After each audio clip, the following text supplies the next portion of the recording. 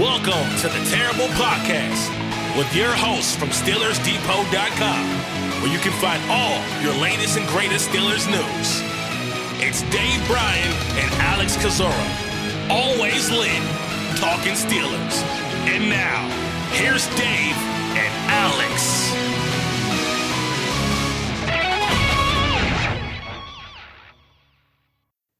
Welcome to the Terrible Podcast, Season 14, Episode 44. He's Dave Bryan. I'm Alex Kozora, SteelersDepot.com. Thanks for being back with us here this Wednesday, Steelers Nation. Dave, so much has changed since the last episode of the podcast on Monday. It's a new calendar. It's the first snowfall in Pittsburgh this year. The Raiders are running out of coaches. They fired basically everybody so far. One thing that has not changed, though, is the overall complexion of the Steelers roster. No moves happening at the deadline. We'll talk about it more in depth and get you ready for this Tennessee Titans game that's kicking off tomorrow to kick off Week 9, Thursday, 8:15 p.m. Eastern Time on Amazon, shown locally as well at Acrisure Stadium. So we got a jam-packed show. It's the old 8 pounds in a 5-pound bag, like Mike Tomlin has to say. That's our show today, Dave.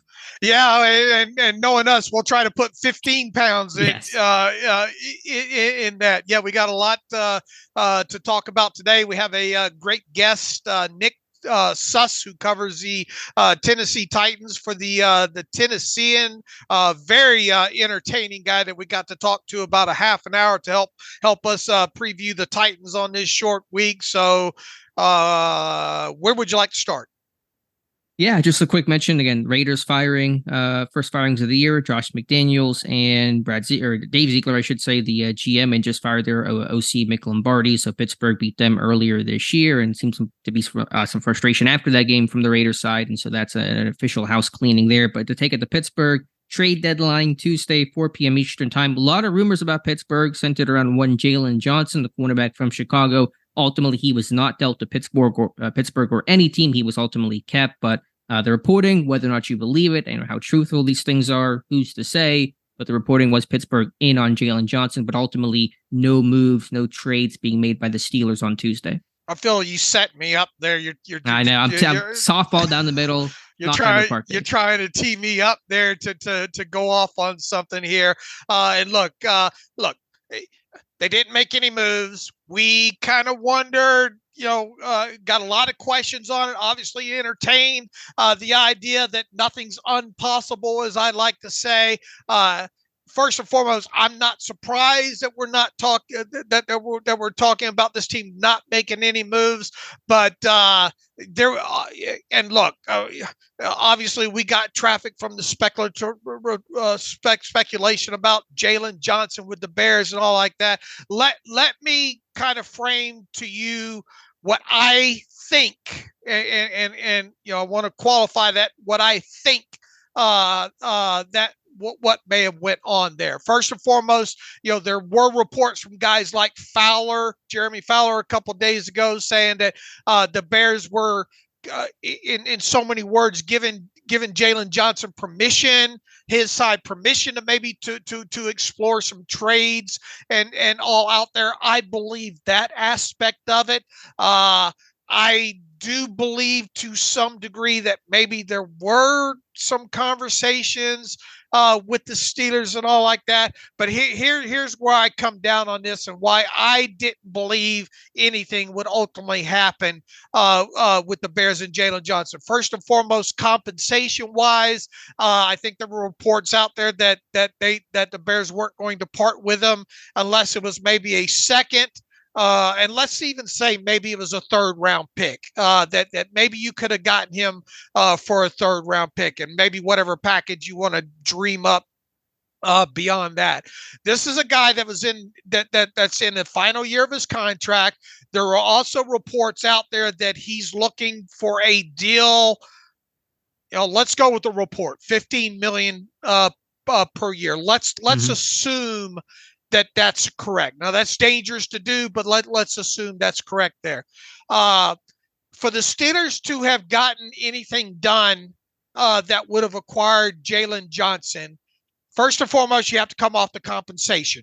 Second of all, if you're going to come off compensation that high for a guy that's in the final year of his contract, you're probably going to want to get a deal worked out with him ahead of time so that you don't get in a situation that you acquire a guy whose contract's running out and then kind of puts you in behind the 8 ball of, okay, we're going to have to maybe franchise tag this guy and then see where it goes from that. The player would have and his agent would have a lot of leverage if you trade for a guy, don't get a deal done on that side of things. You would agree with everything that I've said at that up until this point, right? Yes. All right. So next, let's assume you are trying to work out a deal and you're okay with giving the Bears second or third or whatever the compensation is on that. The notion that this team would realistically think about giving a guy not groomed in their organization $15 million a year. All right. Let's even get past that notion there. I think if there were any serious, and there's reports out there that the Steelers were serious about this, where I could definitely see the roadblock in this thing being is guaranteed money. And we know how the Steelers are with guaranteed money for non-quarterbacks and particularly for players not deemed top of the position group. In other words, not your TJ Watts, not your Minkah Fitzpatricks. If indeed that they even got to the point where they were saying, okay, well, we can go along with this $15 million per, where the real breakdown I see in this and where I think that this deal was never going to get done was coming to some sort of agreement where, it'd be more than just basically the signing bonus in the first year of money guaranteed. In my takeaway is that this was just exploratory and it really never got legs past that, because I can't believe that the Steelers were in serious negotiations to give him and look, anything from let's assume the market price on him was just as low as $10 million per year. That would have made him the 6th highest paid player on the Steelers roster when it comes to average yearly value and all. And look, there's no way that kid was going to take no $10 million per year on top of it. I guess what I'm trying to say is at best, I just think this was the Steelers entertaining a call with the Bears to really see what he was looking for. Because look, after this season, way it looks right now, Johnson's going to be a unrestricted free agent, and maybe you can pick up these kind of talks next offseason if indeed he does become an unrestricted free agent. My main takeaway is I would have been shocked had they acquired him via a deal for all the reasons that I mentioned. And I have a hard time believing that the two sides were even close in making a deal for Jaylon Johnson. I will now step off my soapbox. Thank you for your time. You're welcome. Sure, that makes sense. And nobody knows for sure how close they got. I'm sure there were some calls. I'm sure there was some exploring. And, what does strong push mean? That was the report out there, the language that was used. That might mean talking to his agent and seeing exactly what he was looking for in terms of a deal and realizing that they weren't going to be able to make that work. And you can maybe end things from there. Is that considered a strong push? Maybe, maybe not. Depends on your perspective. But we knew this team was going to add. It was probably going to be for a cornerback. That's the area of need. That's kind of what the market had a potential surplus of. Johnson's name being rumored. You saw Rasul Douglas get traded from Green Bay to Buffalo. So a couple cornerbacks rumored or actually got dealt during the trade deadline. But ultimately, all that matters is nothing happened. The roster is the roster, and that's what they'll roll with the rest of the way. As the reports yesterday, started to come in, obviously earlier in the day, and the Steelers linked to them, blah, blah, blah. At any point, did you think it was going to get done? Honestly, did you think that by the end of the day we'd be talking about Jaylon Johnson being a Steeler? Well, my thought was, and I was wrong about this, I thought he was going to get traded. It just felt like there was so much smoke, and he was asking for a trade and granted permission. And with a trade deadline, typically that seems to align that somebody would want a 24-year-old rising type of cornerback. So I thought he would get dealt. I didn't think the odds of Pittsburgh were terribly high. I've kind of said for a while that, I think if they were going to trade for a corner, it would have been a smaller name. And ultimately, I thought they were just going to stand pat and do nothing with the roster, which is ultimately what occurred. But, you can't ignore some of the smoke that's out there, and you kind of listen to that. And you never know with Omar Khan. He has been, relatively aggressive. So nothing's gonna shock me. But I was not expecting, nor was I crushed when I heard the news that Johnson was going to stay in Chicago. All right, and you're obviously not surprised that this team stood pat overall, both in the selling and the buying category. Right. If anything they were going to buy, they weren't going to sell. But I think the most likely thing, and the deadline generally, the NFL deadline's gotten a bit more active over the years. You saw a couple of deals yesterday. Washington selling off their edge guys and Sweat and Young to Chicago, funny enough, and then also San Francisco, Young going there. But it's not like the NHL or NBA or baseball where you're going to get a really active deadline deals occurring. So I think the only AFC North move that got made yesterday was what Cleveland sending Donovan Peoples-Jones to Detroit, their receiver. So all of that is to say that, no, I'm not surprised that Pittsburgh ultimately stood pat. All right, enough time spent on something that didn't happen. All right, let's talk about some things that did occur, or at least estimated to occur. Pittsburgh had their Tuesday estimated injury report. They did hold a practice, but it really was a walkthrough, and so you really can't take much stock into the actual reporting. But according to the injury report, Minkah Fitzpatrick did not practice. He's been ruled out by Mike Tomlin this week. Kenny Pickett limited on Monday, which was a truly estimated report. There was no practice at all. Pickett limited on Tuesday, but he told reporters that he is going to play. And so we can talk about that here in just a moment. Levi Wallace has been limited with the foot injury. Casey's good to go. McFarland and Heyward listed as full on Tuesday, which is encouraging, of course. But again, that's a walkthrough estimated report. Today's practice on Wednesday, per Mike Tomlin, is going to be more spirited than actual practice. So I think what happens today with those guys is going to be more telling to get a true feel for their status. Yeah, look, I hope Heyward can give it a go, even if it's 25, 30 snaps or whatnot. Be nice to get him back out there, and it seems like it's trending in that direction. This team still has a 52-man roster that they're working with. I know everybody wants clarity on what's going to happen with Minkah Fitzpatrick. I know Jerry Dulac had a report on what's today? Today's Wednesday, Tuesday night night that there are concerns. Maybe really wasn't definitive. It seemed kind of more. I know he supposedly had that MRI on Monday, but anyway, long story short, we're gonna learn what we need to learn about. He's not going to play Thursday night, obviously, and by Thursday afternoon, if the Steelers place him on IR, well, that hamstring's pretty bad. If they don't place him on IR Thursday afternoon, then that means that they expect him back within a 4-week time period. So we will get a better idea what's going on with Minkah, and in the short term, we know that they're not going to have him Thursday night against the Titans. When it comes to Heyward, once again, they'll have to make the move by Thursday midday of whether or not to activate him. It feels like that's going to happen. I don't know what's going to happen with McFarland. When's his 21-day window actually end? June. This is his third week, right? He got activated the same day Deontay was designated to return. I don't know the exact date on that, but what calendar day was that? Do you remember?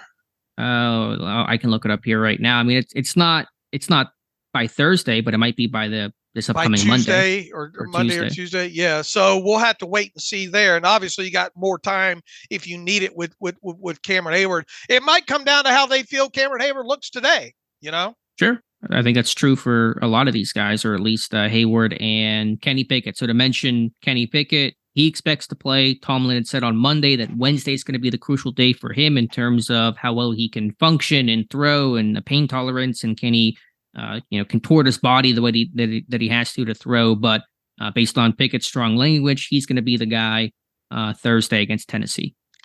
Yeah, as we stated the other day, it's can you grip it and rip it, and how much pain are you? Can you protect yourself? I think that's a big thing as well too. But it sounds like he's going to go. And October 16th is when McFarland had his window open. That was the same day as Deontay Johnson. And so we're, 15 or so days into that. So a couple more. Yeah, by decision time by early next week. And you would think if they activated him that Igwebuike would be the one probably to go in that situation there. But they could go a lot of different ways with this. Obviously, having an open roster spot right now. Will anybody else need to be elevated or anything like that because of the safety situation right now? I mean, we'll have to see there. But the big question mark, I think, and obviously we'll get the answer there Thursday afternoon is Cameron Heyward. I'm rooting for him as I'm sure most listeners are to make it back. And even if you get him on the field, 25, 30 snaps, I'm all for it.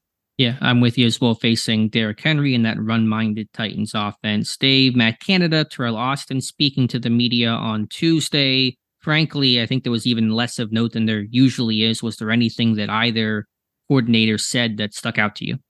I haven't really gone through it with a fine-tooth comb. Maybe you've gone through it a little bit more than I have here, Alex. There's nothing, talking about George Pickens obviously is getting extra attention. What do you tell your quarterback that you want them to do to take more chances that way? He says, no, I thought they both did a really good job.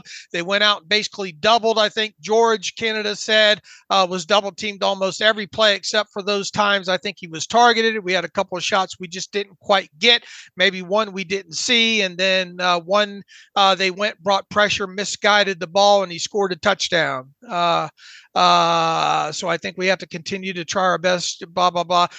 Basically, we have to try our best to try to scheme open Pickens more, even when opposing teams cloud him, is my takeaway.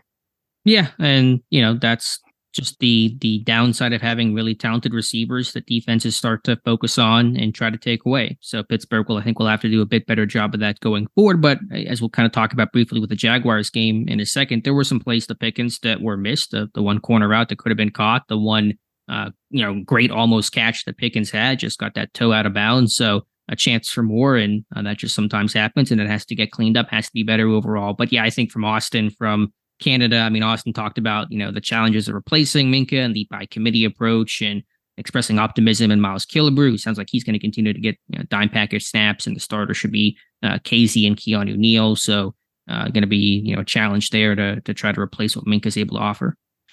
Yeah, I'm guessing we are going to see more Killebrew in this one, especially hopefully, with that linebacker background of his as well too. Anything that you can do to keep Derrick Henry from turning those 3-yard runs into 7 or 10 or 12 or 58. As we've seen Derrick Henry be able to do before. So, we talked a little bit about Elijah Riley. It does on a short week and all like that, and losing Minkah. It sounds like they're going to go more with the devil that they know coming out of post Minkah injury in that game against the Jaguars. You just worry about passing situations. You're going to have Keanu Neal and Miles Killebrew presumably on the field together. And those are two box guys, run defenders, they both played linebacker over the course of their NFL careers. And can those guys cover in space? Not that Tennessee has any, major threats at receiver besides DeAndre Hopkins. So that's one, upside. We're not facing the caliber of receiving groups that the Rams and the Jaguars have and had, but still, can those guys cover on third down? That's the question. You think they'll do much of anything based on kind of the what was said by the court? By was Austin asked about Patrick Peterson moving around? At the very end, yes, and left that door open. He's not closing the door on anything. But if Levi Wallace is not going to play or is not going to have much of a role, then Peterson's going to have to occupy a lot more snaps at that right corner spot.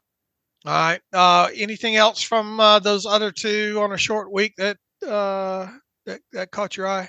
No, I think that was it overall. Just to kind of go back to the Jaguars game after watching the All-22, Dave, won't spend a ton of time here, but my takeaway offensively is, don't blame Matt Canada for this, poor output. Does not absolve him for his tenure or the season or other issues from other games, but I thought he called a really good game overall. To me, this one was really on execution. There were so many plays there for the taking, from the literal first play of the game to the missed end zone connection between Pickett and Deontay Johnson to run game issues to other kind of execution related problems. So I thought this one was really on the players for just not doing their job. Yeah, look, I think you even highlighted, one of those crunch wham plays as well too. These guys have got to do a better job carrying out their assignments. There's just absolutely nothing in the run game.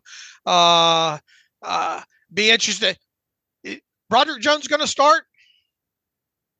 No, I expect Dan Moore to start. Okay. I mean, not saying it's the right decision, but I expect him to start.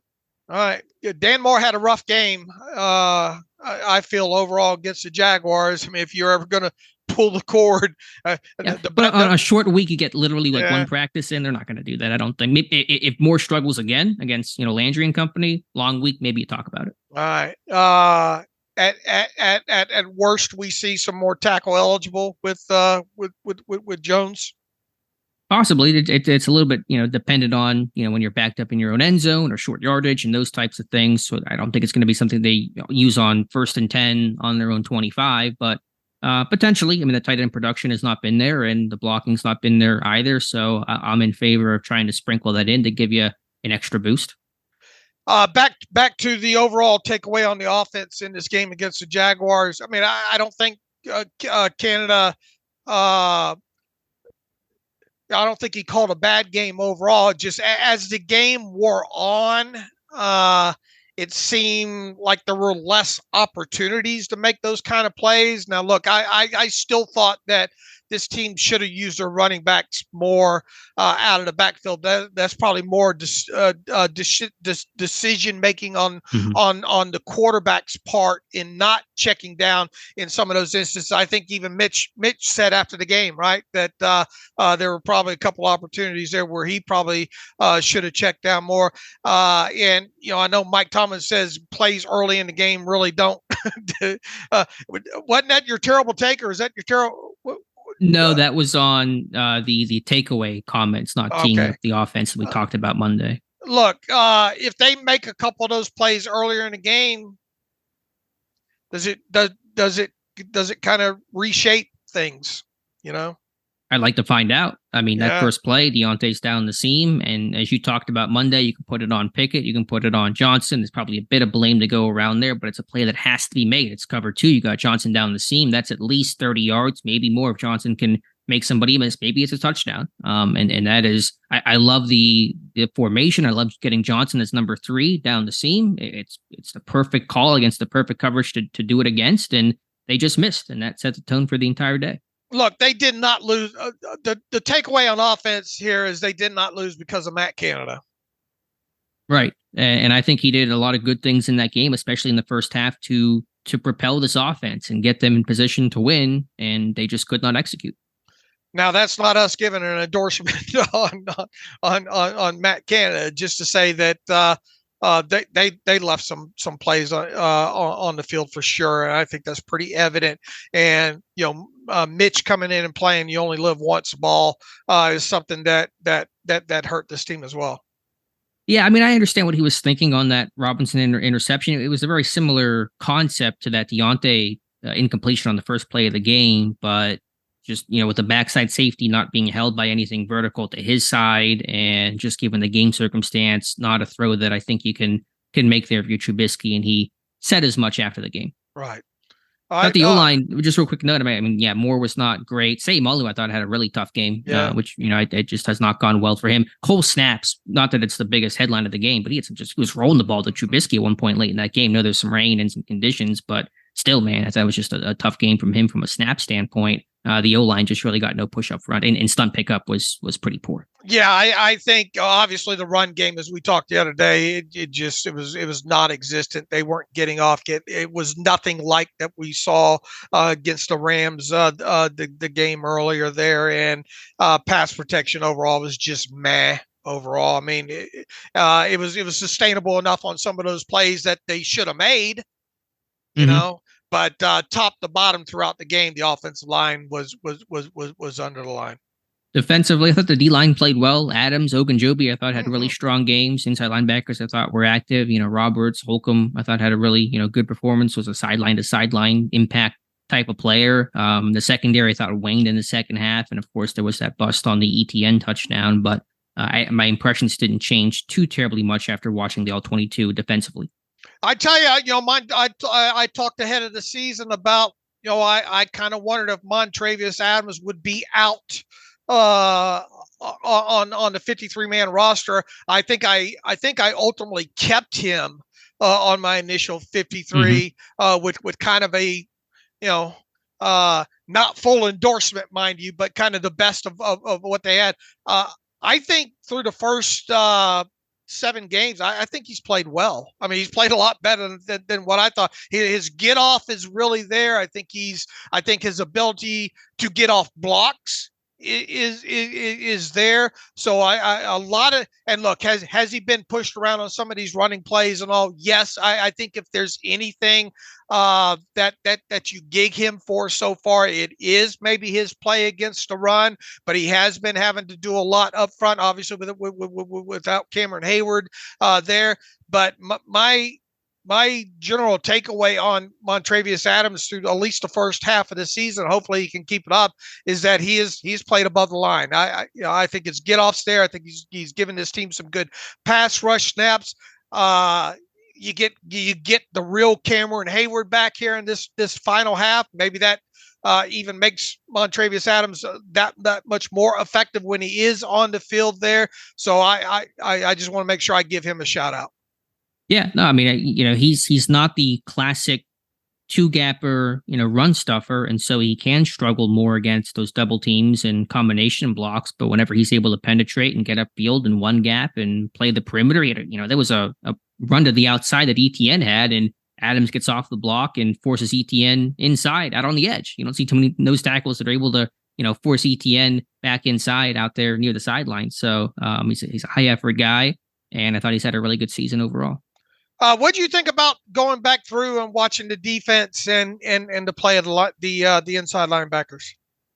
I didn't think it was bad. I thought those guys, were around the football and made plays. Could they have been a bit better against the run? I mean, the run defense, overall, it's hard to complain too much. And you got a big threat like ETN. They kept the lid on things. They tackled, I think, reasonably well. I think ETN had 3.3 yards per carry. No big plays overall in the run game. And Quan forces a fumble. Roberts gets a sack and a half. Holcomb with a couple of big third down stops to force field goals and punts. So, I mean, it might not have been, the most impressive performance in terms of really blowing up the run, but I thought they were steady and those guys made impact plays. Why do you think this defense bends so much?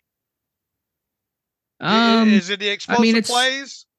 Well, those ended in touchdowns. I mean, you got broken on some of those plays as opposed to bending. I think just the nature of offenses in general, they move the football. You're facing some pretty good, units. You're facing, I think, a pretty explosive team in Jacksonville, and your defense was on the field a ton, and, they didn't get a lot of rest in this game, which doesn't help matters. So I think it's just partially really just the nature of how offenses work. They're going to get yards. The question is, can you hold teams down the scoreboard? If you can do that defensively, that's kind of the mark of a good defense in 2023. And obviously they've done that for most of the, for all but a couple of these games, be able to, mostly hold opponents down on the scoreboard. So that's all that matters, I guess. But I mean, I will say, secondary is not looking too strong right now. So they're going to give up some plays there in the second half. You saw Ingram working on Peterson, working on Keanu Neal for that 34-yarder. And so, Porter, I thought, had a really, strong game overall, but what else do you have without Minkah Fitzpatrick? I mean, the secondary, Patrick Peterson, Chandon Sullivan, Keanu Neal,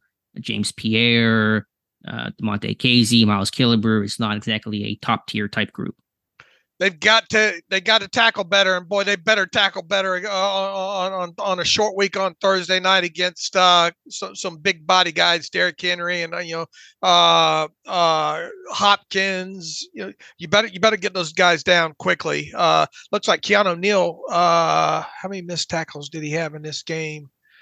Had a couple of missed tackles. Watts missed a tackle, obviously, on the Lawrence one there. Casey one. I guess overall they didn't do a bad job in the game against the Jaguars. But we have seen this team. I mean, they'll miss 6 tackles on one play sometimes. Right. They in the offseason, just to look at that, they need more athleticism in the secondary. I mean, again, you got guys like Peterson, Wallace, Neal.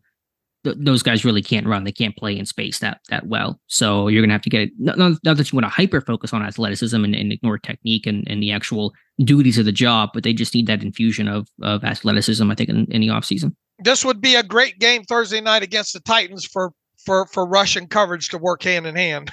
For sure. Yeah, as it has to, I think, for Pittsburgh, that there really is not margin for error, especially defensively, and that kind of was borne out in Sunday's loss to Jacksonville. Any other thoughts here on this game, offense, defense, special teams, Dave? No, look, Nick Herbig's taking advantage of his snaps. I know it's hard to get him on the field, but bless his heart, when that guy's out there, you notice him. Yeah, I mean, 21 snaps the last 2 weeks, and he's got a sack, a tackle for loss, a forced fumble. I mean, he's making impact plays on limited, snap counts. And I understand why he's not playing a ton. It's hard to play a ton with Watt and Highsmith out there, but this guy's making an impact on very few snaps. Can this guy be the number 3 behind Watt and Highsmith next year?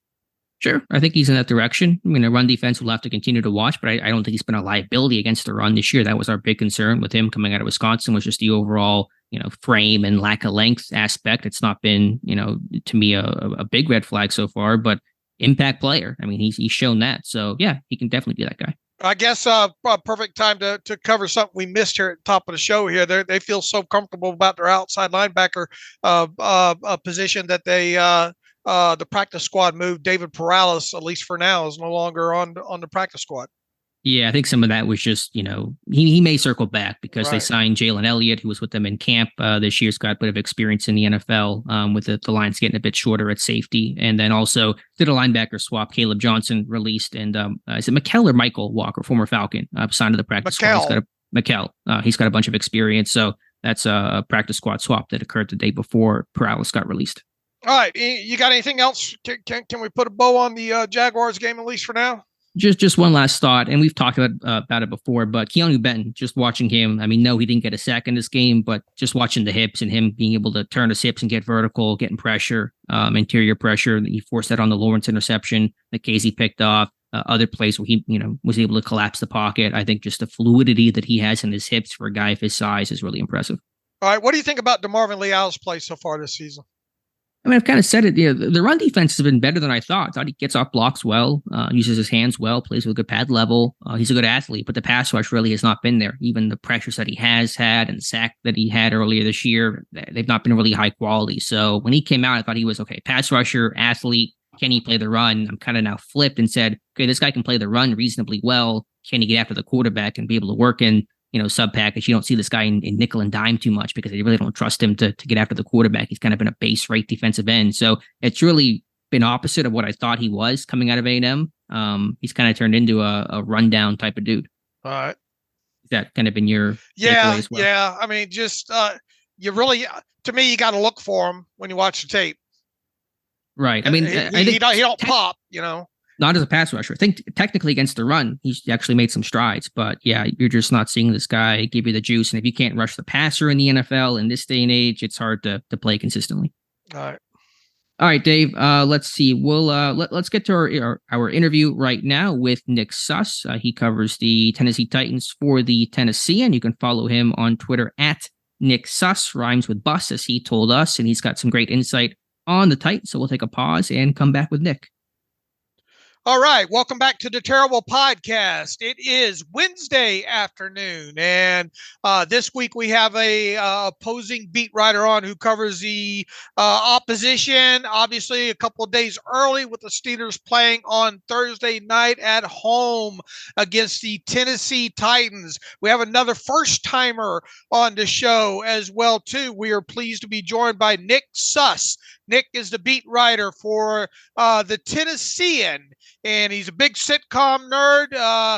He just got back a couple of weeks ago from England from covering the Titans over there. I think everybody in this room right now feels like it's Friday when it's really Wednesday, but we hope you are following Nick on Twitter at Nick Suss. That's SUSS. Nick, first timer, welcome to the Terrible Podcast with Dave and Alex. Yeah, thanks for having me on, y'all. Really happy to be here. Nick, let's start with kind of a big picture question here, talking about the Tennessee Titans, where they sit right now. Obviously, coming into this game against the Steelers on Thursday night, they're a 3-4 team. They're coming off of a nice win against the Atlanta Falcons in Week 8. Kind of give us a 30,000-foot opinion on where this team is now versus maybe where you thought this team would be right ahead of the start of the season. Yeah, it's funny. I spent the entire offseason telling people, man, they're going to have a decision to make after the bye week. That's the week I want to know if Will Levis is the backup quarterback yet. And man, he's not the backup quarterback yet. He's the starter.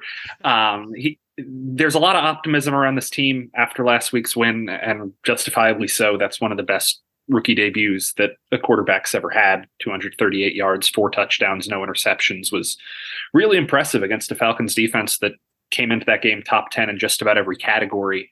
But that was one game, and the other 6 games told a very different story. This is a team that has a lot of issues that can't just be blanketed over with one good performance. And it's interesting to see how much that optimism, how much that confidence can carry over, because this is a team that struggled to pass protect for 6 weeks. It's a team that was inconsistent running the ball. It's a team that I think they had 7 or 8 sacks against the Falcons, but before that they had 3 quarterback hits in their previous 2 games combined. It's a team that had been beaten over the top in cornerback play a lot this year, but that seemed to have been shored up last week as well.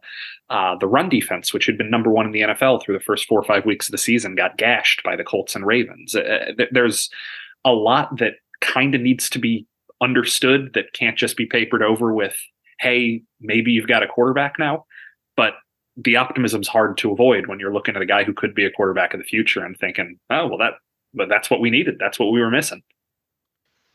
When you look at what this team did or where they're at right now, is Mike Vrabel's job safe? I mean, is he on any kind of hot seat right now? It doesn't feel like he is with the changeover in GM and obviously a young quarterback and all right now. His job's safe though, right? Yeah, there's no concern there. Okay. Looking back at the game this past weekend against the Falcons and all, and going, we were. It's obviously a short week. Haven't had a time to look at a lot of film, but I got to roll through the all 22 of the Falcons game last night. Will Levis. They did a lot of good things to help him out in that game. Obviously, the running game was good. Overall, I thought they did a good job of putting him in pistol and running some RPOs and really some easy reads. Saw him boot out a couple of times with some easy passes and all. And then obviously the big difference in that game were those home run balls. A couple of them to Hopkins, obviously. But one of the things that I came away, and look, you don't want to take away from those home run balls and all like that, but if you remove those from the equation overall, one of the things I was thinking when I was watching the tape on Will Levis is it felt like the accuracy was a little bit shaky in the rest of the passing game.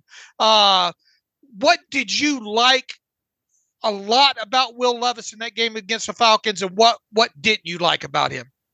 Well, I guess I'd start by saying I disagree a little bit about the accuracy. He threw 29 times, and I'd say 25, 26 were on target. He had a couple of floaters, but I really wasn't discouraged by the accuracy. I'd say the thing that stood out to me most beyond the rainbow shots was the absence of the mistake. Like, you guys probably followed Will Levis through the draft process. I've been following the SEC for a decade before I started covering the NFL, so I've known of Levis for a while. It's always the question of, well, is he going to make the mistake that crushes the team? Is he going to put on the superhero cape and try and do something off schedule that just crushes? And he didn't do that. There were no plays where it's like, man, what are you doing? Why are you trying to do that? Just check it down. Like, he wasn't forcing anything. He wasn't making these mistakes. He was so in rhythm, so on schedule. And that, more than the 58-yard air yard passes or whatever they were, impressed me the most. That this is a guy who was known for, hey, nothing's open, let's chuck it and see what happens. And didn't seem like that was happening. There were a lot of times where he was willing to check down, a lot of times where he was willing to throw the ball away. I came away impressed. Now, there's a lot that needs to be done beyond that, because you're right, there really wasn't an intermediate passing game. It was a lot of short stuff and then three really long ones. The one intermediate pass that really impressed was the Hopkins touchdown on the drag route that Hopkins was able to make a move in space and kind of outrun some guys. But they also had a bad dropped pass on a perfectly thrown 22-yard in route. I mean, it's hard to gripe too much about the performance, but I will say the Falcons' good pressure pass rush, not a very good sack pass rush, where they tend to affect quarterbacks without actually hitting the quarterback. Your listeners know the Steelers aren't that. If they get back there, they're probably going to hit the quarterback. And that's something that's going to have to see, how does he react to real pressure from Watt, from Highsmith, from Cam Heyward if he plays. I mean, these are guys that can completely change a game. And Titans are going to be missing their starting right tackle for this one. They're reinserting Andre Dillard at left tackle, who started the first 6 games, got benched in game 6, and now is back out there because of the injury. And he got benched for a reason. He really, really struggled, especially if you put on that Browns tape against Myles Garrett. And I think there can obviously be conversations about the quality of Garrett versus Watt, but they're pretty similar on par with one another. And if TJ Watt can have that sort of game, then Will Levis is going to have a lot of quick decisions to make. And that's where some of those mistakes can come in. Real quick before Alex gets going here, does it look indeed like Chris Hubbard's going to miss the game because of concussion then, so Dillard would be at left tackle? Because I know they flipped those tackles after Hubbard left last week. Yeah, that's what it looks like. I mean, it would be really tough for Hubbard to clear concussion protocol in 4 days. Okay. So I that is the working assumption right now. All right. Nick, to stay with quarterback, I know Will Levis is going to be the starter, get most of the snaps, but what about Malik Willis? They had 2 plays for him last week, kind of a package play, fumble on the first snap. They went back to it later in the first half in the red zone. Do they intend on using him again in this situational type stuff, or do you think that's going to be scrapped this week and it's going to be just Levis as the full and sole quarterback? I would not be surprised if there were some Malik Willis packages. He's a very athletic player and he's a very valuable asset in the red zone, as you said. So I wouldn't be surprised, but I would think they'd be pretty few and far between. Last week, the narrative was the Titans might rotate quarterbacks. This week, the narrative is Levis is the quarterback. Right.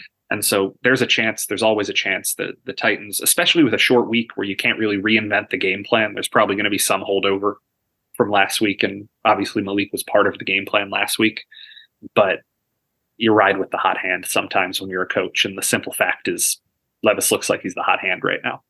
Sure.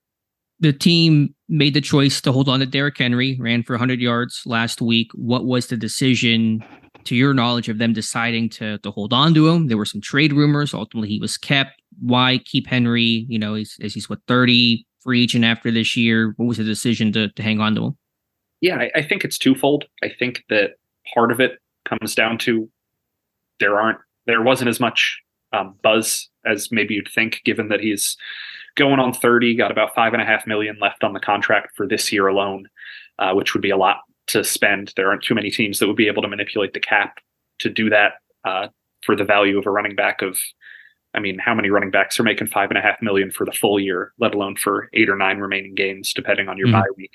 So I think that's probably part of it. And I think part of it is the Titans would want something significant back for a player who's been the cornerstone of their franchise for more than half a decade. And I don't know if too many teams were willing to consider a day 2 draft pick for Derrick Henry. I think that's a high ask. But I think also when you win last week, when you get to 3-4 and you look ahead at this Titans schedule where you have 2 more games against the Texans, 2 more games against the Jags, 1 game against the Colts, and then you have games against the Bucks and the Panthers, 2 teams that have really been struggling.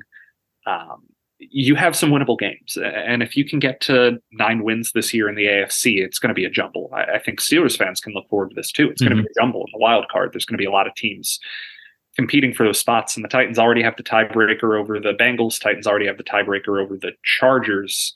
You win this game against the Steelers, that's a lot of wild card jumble that you have an advantage over. And I think you look at, make this one last ride, make it a Fast and Furious or Ocean's 11 or whatever you want to call it.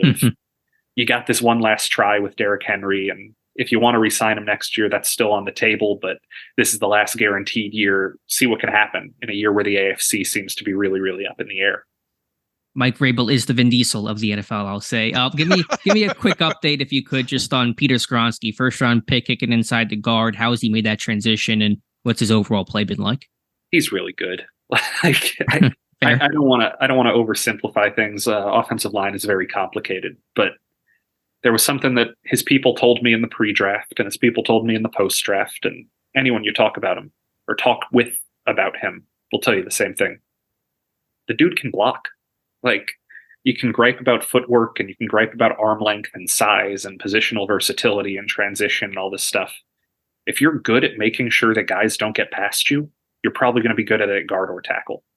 And he's proven to be pretty darn good at the guard. There have been times, I think he's given up 9 pressures this year, and he missed, I can't remember if he missed 2 or 3 games, but he had appendicitis early in the year and missed a couple of games. So 9 pressures in 4 games it's not sterling. It's not Trent Williams yet, but it's good.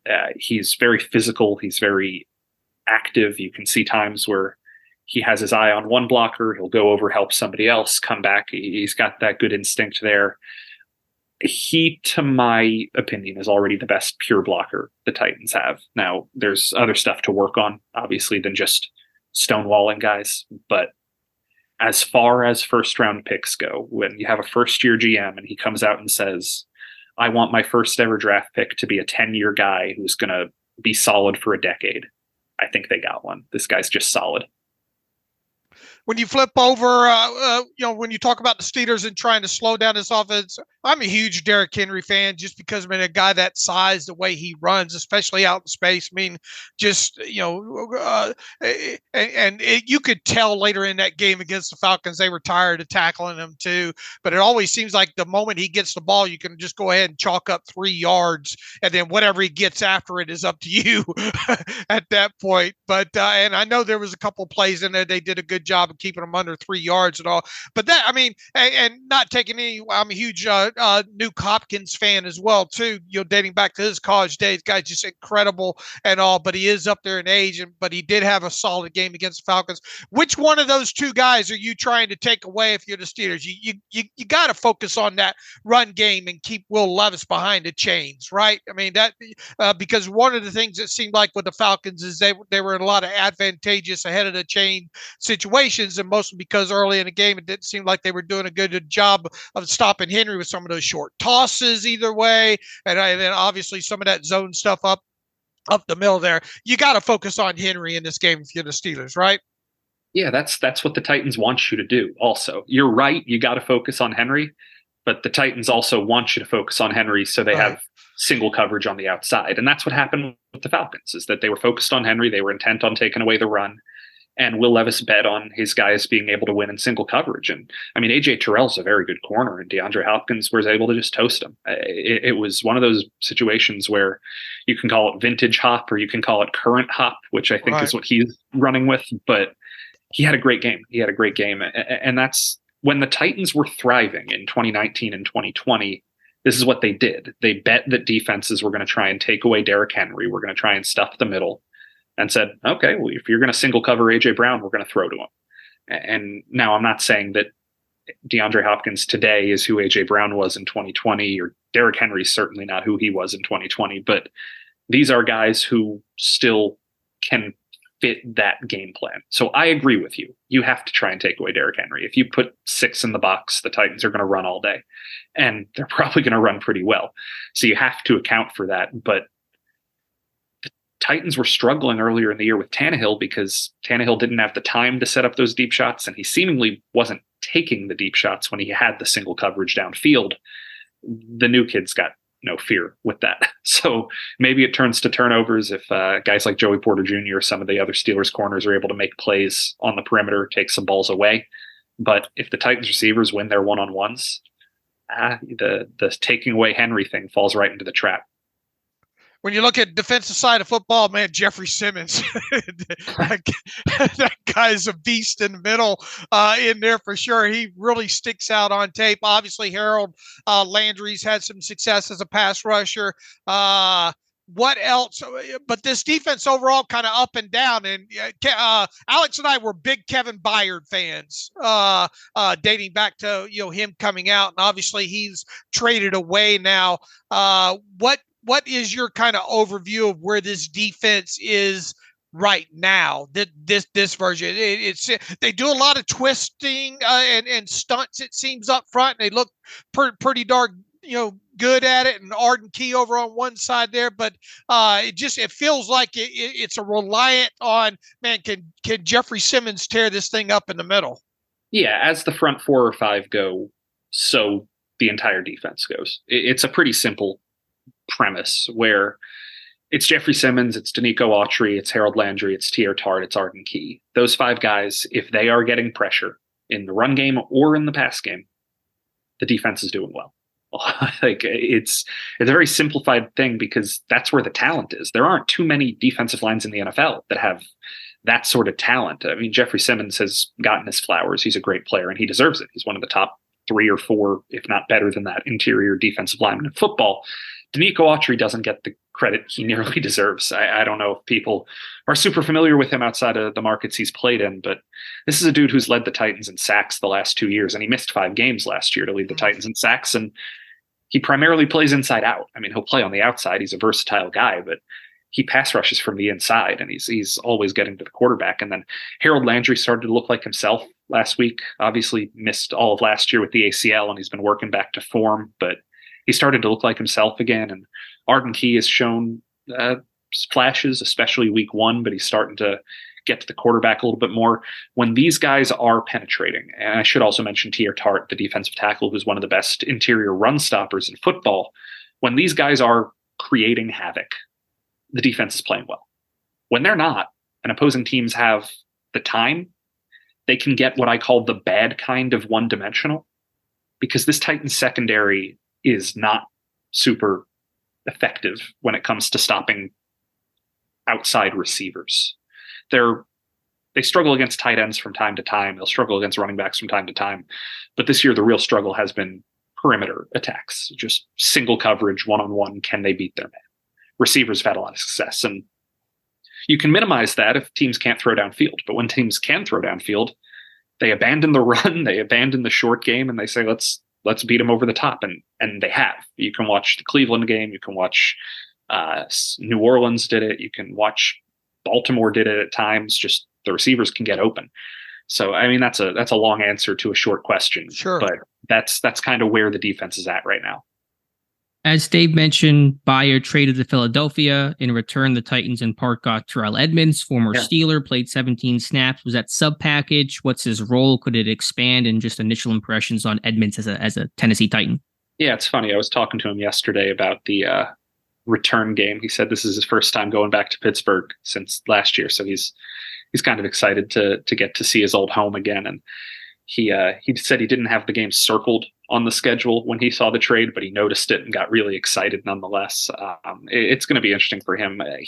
Right now he seems to be playing more in dime packages than he does in base packages, but obviously that role can expand. He's only been here 10 days or so. The safety position for the Titans is strange because Amani Hooker, I thought, was probably a top 5 or 6 number 2 safety in the NFL. Adjusting to being a number 1 safety is going to be an adjustment. But beyond him, they have Elijah Molden, who up until May was a cornerback, and he's played serviceably well at safety, but there's a drop off from Kevin Byard. Obviously, that's a 2-time All-Pro. Beyond that, yeah, it's wide open. They not only traded for Terrell Edmunds, but they signed Kayvon Wallace last week off waivers. So that's 2 guys with a lot of starting experience in the NFL, Edmunds and Wallace, who are going to get their chance to work their way into the rotation. And I think that's depth-wise, perhaps a stronger safety room than the Titans have had at any point in the last 2 years. Top-tier talent-wise, you're missing Kevin Byard. That's always going to be the thing. And he was such a beloved figure in Middle Tennessee, going to college at Middle Tennessee State, mayor of Murfreesboro as a nickname, all that stuff. He's such a tough player to lose communication-wise and leadership-wise, all that stuff. But I think Terrell Edmunds will probably get a few more looks this week than maybe he did last week. Maybe start working in some nickel packages, maybe start working in some base packages. And from there, we'll see who wins the job between him, Mold, and Wallace. And he knows the opponent pretty well, so that'll help on a short week for sure. My last question for you, Nick, then I'll let Dave finish things out. Just a big picture question. What is the vision for the Titans to compete? They're in this kind of maybe weird spot, like you said, 3-4. Levis, you see the future. Who do you build around? Henry's not going to play forever. First year GM. What is the vision for this team to get back into that real, competitive, win the AFC South status? Not just for this year, but what's the 3-5 year outlook for this franchise? Yeah, there's two answers to that. For this year, it's kind of what we talked about of make teams try and stop Derek and see if it works. Mm-hmm. Beyond that, I want to say the Titans are projected to have the second biggest amount of cap space in the NFL next offseason. Tannehill's coming off the books. Henry's coming off the books. Danico Autry's coming off the books. Tier Tart's coming off the books. They're going to have a lot of decisions to make down the line, but they should have close to $100 million in cap space to spend if their goal is to go out and have a free agent frenzy. They don't really have that many draft picks next year. I want to say it's 1, 2, 3, 5, 6, 6 or something like that. Maybe 5, 6, 6, 7. They got 2 picks back from the Kevin Byard trade, but before that they only had 5 draft picks and not very many in the top rounds. So it's going to be tough to build that way, especially if they stay in that muddled middle and end up with the 14th or 15th pick instead of the 6th or 7th. So the plan has to be use the players that they acquired this year and build around them. So it's not just Will Levis, it's not just Peter Skoronski, it's Tajay Spears, who they picked in the 3rd round, who's been absolutely electric with the ball in his hands this year. Just he's getting fewer touches because Derrick Henry's the primary back. And you have to find receivers. DeAndre Hopkins is only here for another year. He's on a 2-year deal. Traylon Burks, who they picked in the 1st round last year, has kind of been a no-show this season because of injuries, and he only caught 1 touchdown as a rookie because of injuries, and got to see if he's a guy who can stick around or if you have to find some more help there. You got to figure out what to do at cornerback. You got to figure out what to do at edge rusher. And kind of most importantly for this franchise is 2027, I want to say, is the year the new stadium opens up. And that's the year you want to guarantee you're contending. Now, the little history for you, the stadium the Titans play in opened up on August 27th of 1999. 4 months later, they were playing in the Super Bowl. Like, that's the history. That's the expectation, is that you have that new stadium, now go win the darn thing. And so that's kind of got to be the 5-year plan. Is 2027 is going to roll around. That'll be the end of Levis's contract. You can't pick up a 5-year option. It was a 2nd round pick. It'll be the beginning of a new contract if you extend him. And from there, can you compete by then? The Texans have a young quarterback. The Colts have a young quarterback. The Jaguars have a young superstar quarterback. You got to compete with that. You got to build to beat that, and you got to build to stay in pace with that. So that's got to be the plan, of take advantage of the money you have this year and make some deals. When you look at this defense overall, looks like a lot of zone coverage overall. Just it's so what you see is kind of what you get. I mean, 4-man rush. I don't think they blitz all that terribly much overall. They just try to keep a lid on things. Mostly, is that kind of what we're expecting to see Thursday night, especially on the short week? Just same old with that. Try the 4-man rush, blitz just occasionally on some of those down and distance situations, and play a lot of zone coverage and keep a lid on the back end? Yeah, I think that's probably fair. I think that if you're going to see blitzes, it'll probably be like what they did against Cincinnati, where your inside linebacker, Azeez Al-Shaair, will come in when there is a situation where a quarterback's going to have to stay in the pocket.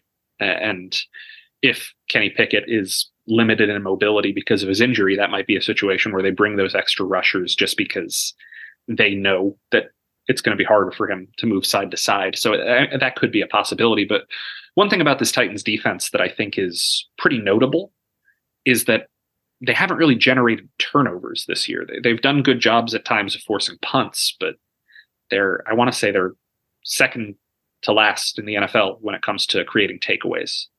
So the aggression is not there. Maybe the make the big play spark, which I know the Steelers are, I think, second in the NFL in generating takeaways.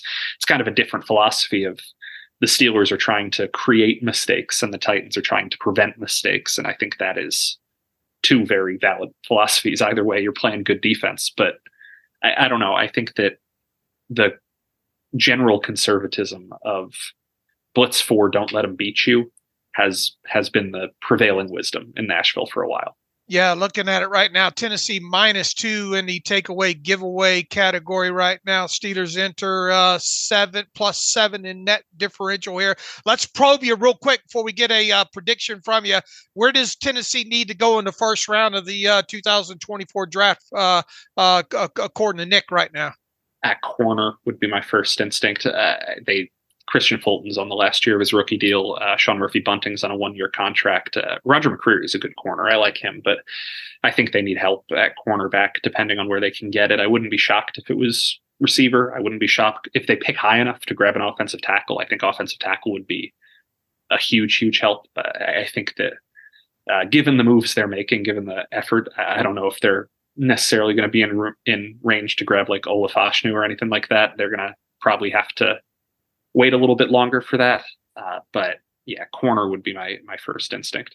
And other than Chris Hubbard, anybody notable from you're projecting on out going to miss this game due to injury? We will see. I'm trying to think through the injury report. I think Josh Wiley's projected to come back at tight end. He was in the protocol last week. Roger McCreary has been limited with his hamstring, but I think they're trying to get him going. Tannehill is a big one, obviously, but I thought that was kind of a given. Other than that, the only guy who missed practice yesterday was Chris Moore, and that was for family-related, non-injury reasons. So I think he will be back. All right, we'd love to talk to you about 30, 35 more minutes, but I know you've got duties that you've got to do. We'll put you on the spot here. Some beat writers like to do predictions, score predictions. Some don't. Give us your thoughts on the upcoming game Thursday night, and feel free to throw out a score prediction if you want to, Nick. Yeah, I don't want to contradict myself. I know I have a score prediction somewhere in print, so I don't remember it. I picked the Titans in this one. I picked it in a relatively low-scoring game. Look, I don't believe in either of these offenses. Right. If I'm being frank, I don't know if the Titans are as good as they showed last week, and I think the Steelers, unfortunately, might be roughly as what they showed. You're not hurting our feelings, Nick. I don't necessarily know if this is going to be. This is a Thursday night football game, and it's going to be mucky, like mucky Thursday night football with two offenses that don't play super well and two defenses that can rush the passer. I think the Titans are a little bit better right now. Okay. But man, if the Steelers came out and won by 10 points, I'd say that's fair.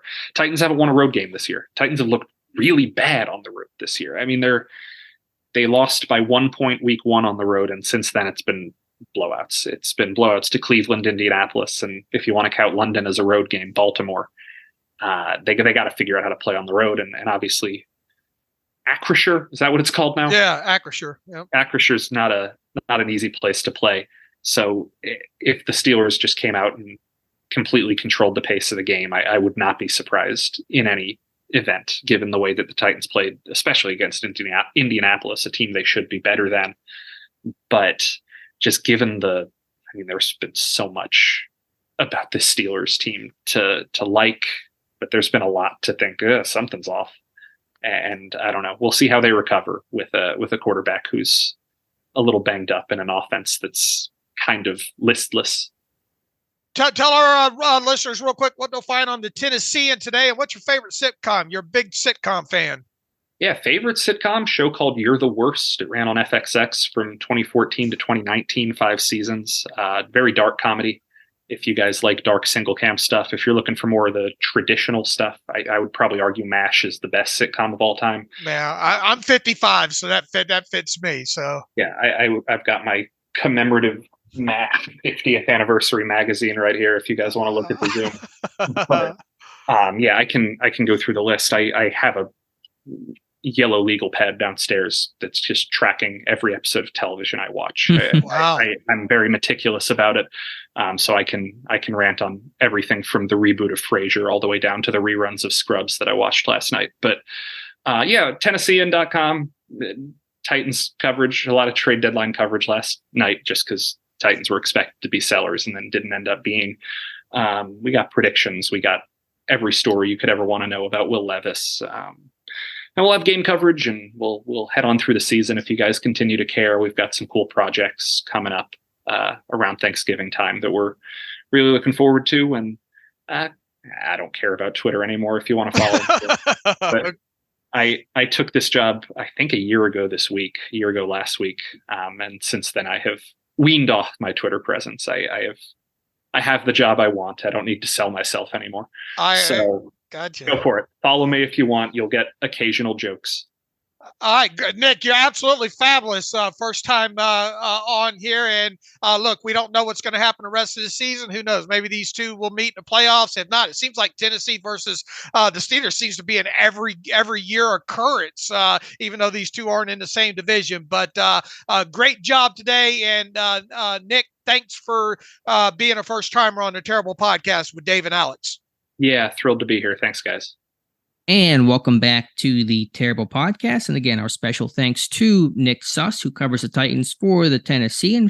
Be sure to follow him on Twitter at Nick Suss and thank him. Great interview first time, and hopefully he'll be on again. That was a really good conversation, Dave. Yeah, I bet that guy's fun to talk to, too. He's huge into the whole sitcom thing, and I bet he's a fun guy to, not that I drink beer anymore, but to go get a beer with or something along those lines for a first timer. Because look, we had David Beauclair, and who was great, that we talked about. David Beauclair is currently not with any outlet or covering the team, so we kind of had to quickly shift gears and try to find another Titans beat writer, and I think we had a good choice there in Nick Suss. So Nick admittedly is not on Twitter a bunch, but if you want to catch his attention, at Nick Suss, SUSS on Twitter, and thank you for his time. I'm sure he would appreciate it.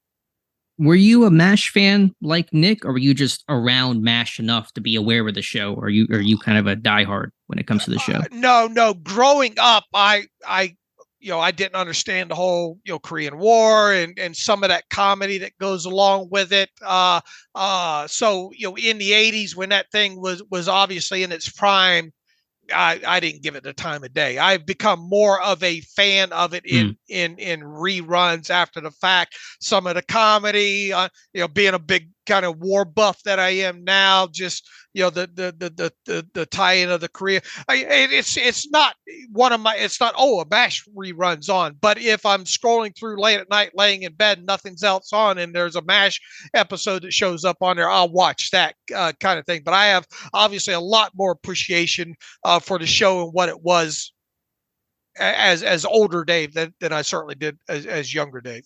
Gotcha. Not a big MASH fan, but I'm a big Alan Alda fan. So I'll give MASH its due for that alone. All right, Dave, let's get into our own preview of this Tennessee Titans game. Again, kicking off Thursday, 8:15 Eastern time at Acrisure Stadium. Pittsburgh sitting at 4-3. Tennessee sitting at 3-4. Titans coming off a win against the Atlanta Falcons. Will Levis will be making his second start, replacing the injured Ryan Tannehill, and Dave will have to hope he doesn't have a repeat performance of that debut with his 4 touchdown passes. Let's start with that Titans offense and, just really kind of taking the Falcons game on its own, because that's the only game we have on Levis so far. Your impressions of him and this offense with him as their starting quarterback. I thought they did an excellent job with the play calling overall with him and the things that they were asking him to do. They put him in pistol. They put a couple backs or tight ends in the backfield with him. They used just enough motion. They booted him out just enough for a couple of easy throws in this. You can't look at that game in totality though without saying, man, those deep shots were definitely the difference in that. Now the first one to Hopkins, that was an adjustment that Hopkins had to make. That was kind of more of a, I don't want to call it a 50-50 ball, because I don't think that the corner had as good a shot at getting that than DeAndre Hopkins did, but let's not pretend that one was right in stride. All right. but it still got completed. You had a one-on-one situation out there in that time. He gave his guy the opportunity to make the play. Hopkins made the play in that one. One of the other deep ones to I think it was Hopkins in this game. Double move, kind of a stutter and go, and got a lot of separation on the back end, and Levis can chunk it. I'll tell you that he can chunk it, and he did in that situation. A well thrown ball in that situation. The other touchdown across the middle to Hopkins. To me, Hopkins kind of bailed him out on that. It was behind. It was a behind throw and all like that. So I mean, nothing overcritical on that one. And on the other one, it was a kind of a nod right by the who caught that the last Westbrook Akina. Yeah. Good job of going up the right side, and then nodding, and then turning the cornerback around, and Will Levis kind of floated that one for an easy like kind of touchdown on that one.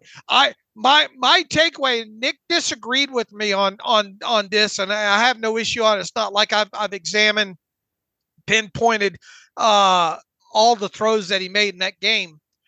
I kind of wonder if there's some accuracy issues there with him.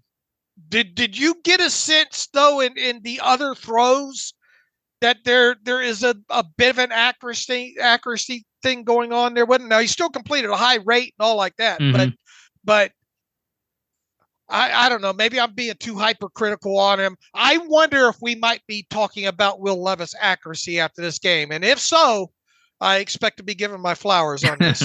We'll make a note of that. No, I think there's a chance he's going to come back down to earth in this game. Yeah, I don't know if he was hyper accurate. They didn't ask him to do too much. There was a lot of play action, take deep shots. They came out extremely conservatively on the first two possessions, running the ball, flare routes. They ran a power shovel play to, I think, the running back. I mean, they were really not doing much the first two possessions. Then they got the run game going a bit. They opened up play action. Levis took his deep shots. And the good thing about him is he knows where his bread is buttered. Throw it to DeAndre Hopkins, put it in his airspace. He's going to make some plays and probably make you look better and more accurate as a quarterback. And as Nick said, there was the one drop by Okonkwo on that over route that should have been a huge play that he just let out of his hands. And so there's probably some receivers that could have done a better job overall. So I don't think Levis was ever regarded as an incredibly accurate quarterback out of Kentucky. It was more about the size, the frame, the arm strength, the upside that he possesses. But I didn't see his accuracy to be a real deficiency in this game. And again, you throw it near DeAndre Hopkins, let him make some plays. And that's what their game plan was. And then on a couple of those shot plays, it was like two man routes, right? Yeah, just max protect, play action, give your quarterback some time and let him chuck it up. And then correct me if I'm wrong on the Okonkwo drop. He started off in the backfield, didn't he? And then goes through the line and then out and up over to the right. I mean, he was wide open. Mm-hmm. Yeah, I forget. He was on the backside.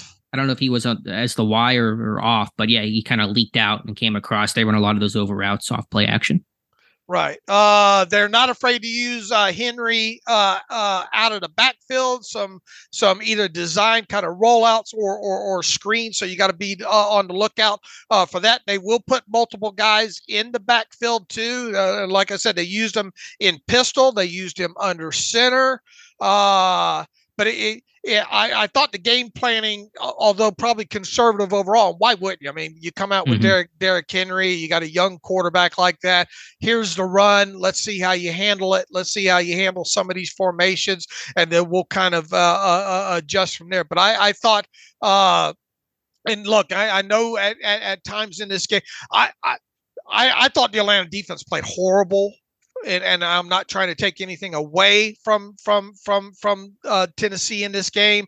There were some missed tackles in here. A couple times they did a good job of bottling Henry up, but there were a lot of times in this game when watching that tape specifically, it was like, well, there's going to at least be 4 yards for Derrick Henry here. It's up to the Falcons to decide how much more after that. That guy's such a, still at his age, They did those short toss plays to them.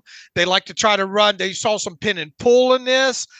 You saw, I think, 2 or 3 RPOs in this as well too. So my takeaway is they did a very good job with the play calling and executing in those non-shot plays in here to keep that offense ahead of the chains overall and make some of the decision making real easy for Will Levis. Yeah, and they're going to be, generally a heavy personnel type team, couple tight ends, maybe an extra offensive lineman mixed in there. They're going to do something that not many offenses do at this level. You call it fib, formation in the boundary. They're going to line to the strength, to the close side of the formation and try to run out of that, or maybe use some tendency breakers and, align formation and boundary and then run weak side on it. So they're going to mix things up a little bit. I think they have a good rhythm and flow and kind of feel for what their offense wants and needs to be. In the past game, it's really just DeAndre Hopkins and Okonkwo and the running backs out of the backfield. They don't really have any other receivers. Westbrook Akine does have 3 touchdowns this year, but he's not, a main type of guy. It's Hopkins, Okonkwo, and again, kind of some checkdowns or screen passes to the running backs or the tight end. So can you just stop the run first and take away some of that, effectiveness of the play action game and put some more pressure on Levis to kind of do some more conceptual type stuff than just play action and kind of chucking it up. That's going to be, I think, key in this game. Couple of times in some man situations, they did excellent jobs of rubbing guys off, coming across the middle. The Steelers have struggled on some of these underneath crossing type situations, I think specifically against man. So that's something to look out for right there.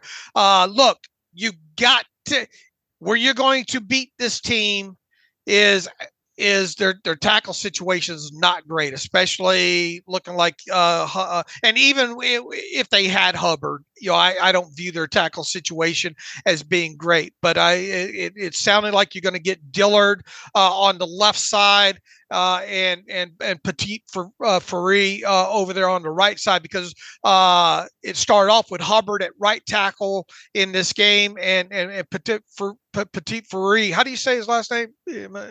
Ferrer. Yeah.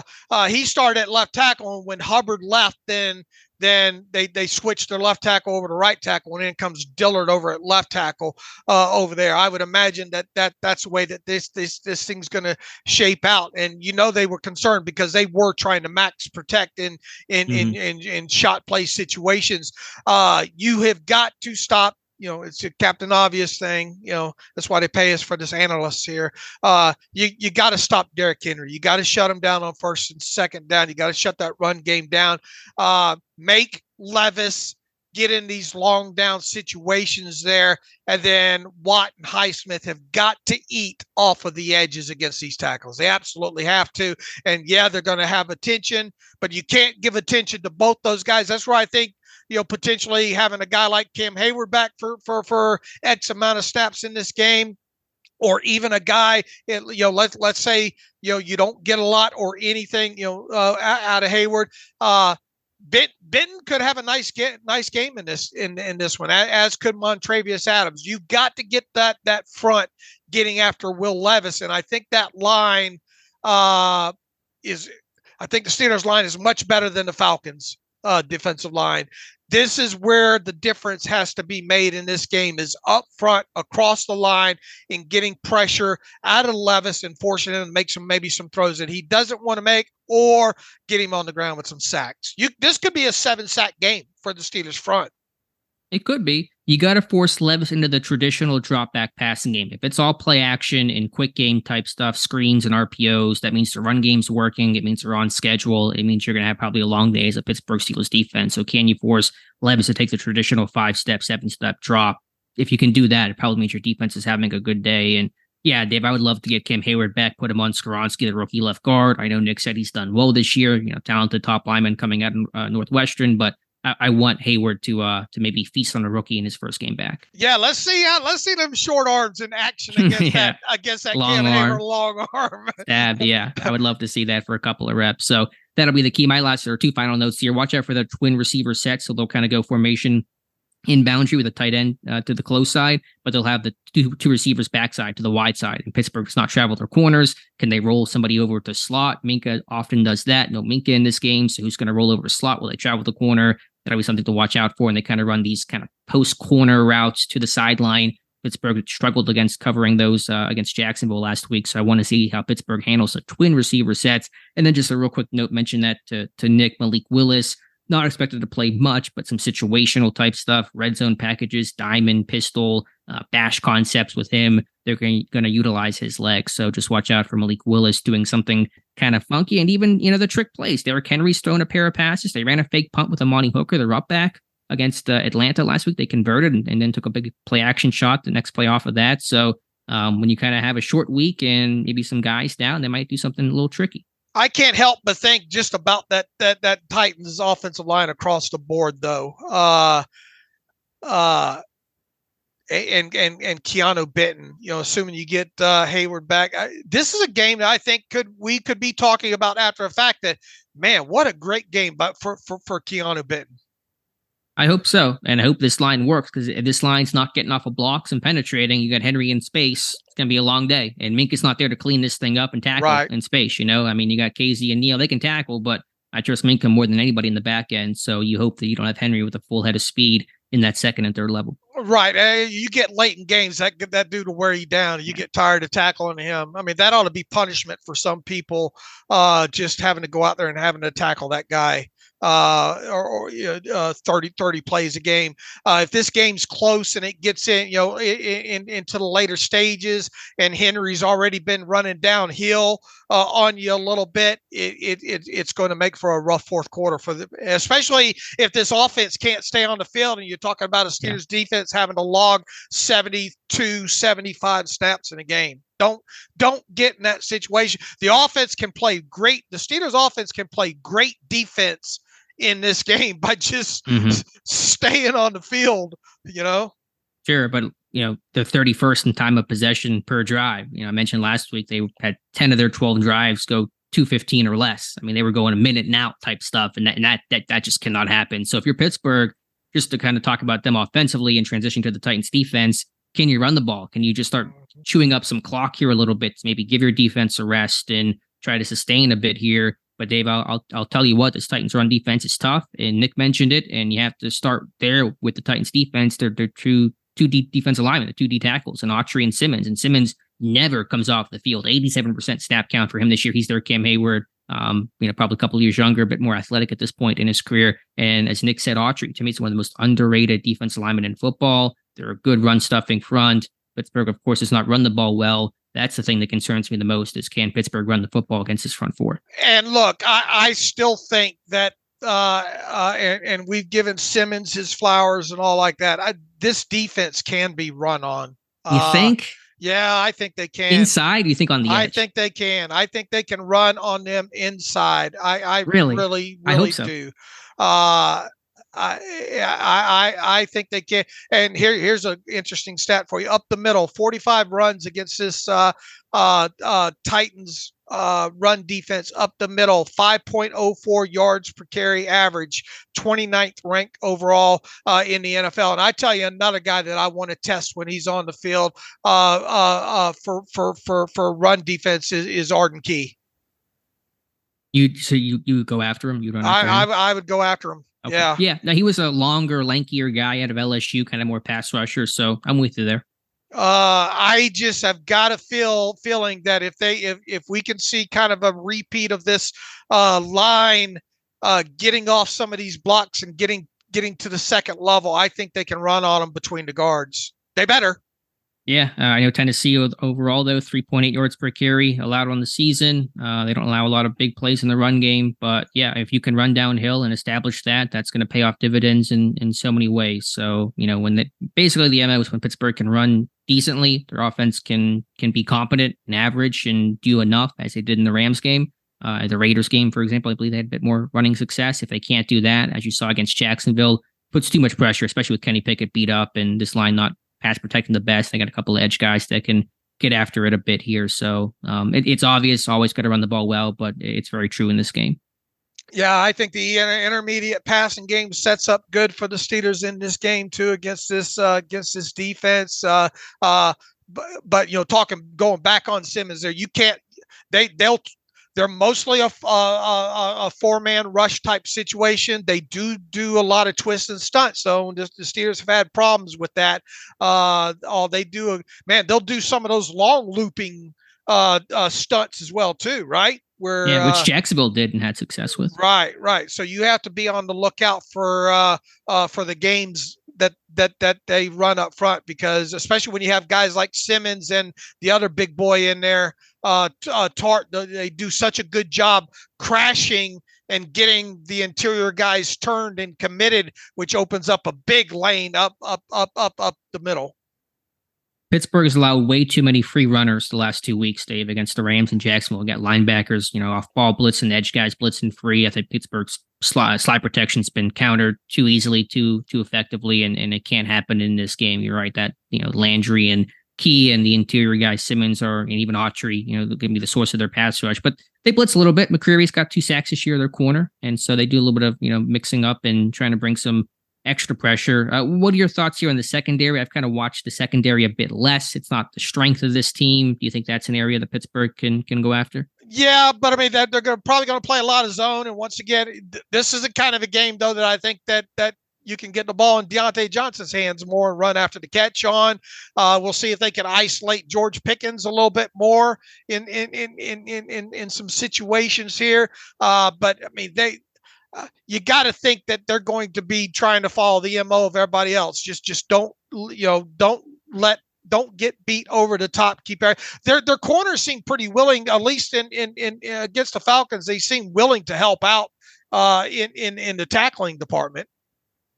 Yeah, it doesn't surprise me. I think a Mike Vrabel coach team needs to have guys that can tackle and play run defense across the board. I think, and I have to do more tape study on Tennessee. I'm going to do that defensively. At least I'm going to do that later today. The report will be out tomorrow for myself and Jonathan and Josh. But, the outside receivers have to win. Those guys have to make plays. Can you win vertically, do stuff post-catch? It's going to be a game where Deontay and Pickens have to be, A-plus players.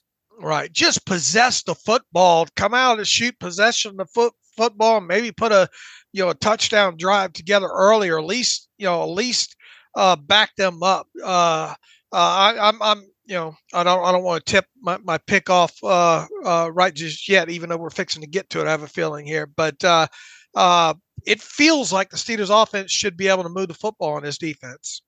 Now, whether they can punch it in or not, is another question here. But man, we've got to come out of a game with the Steelers winning time of possession.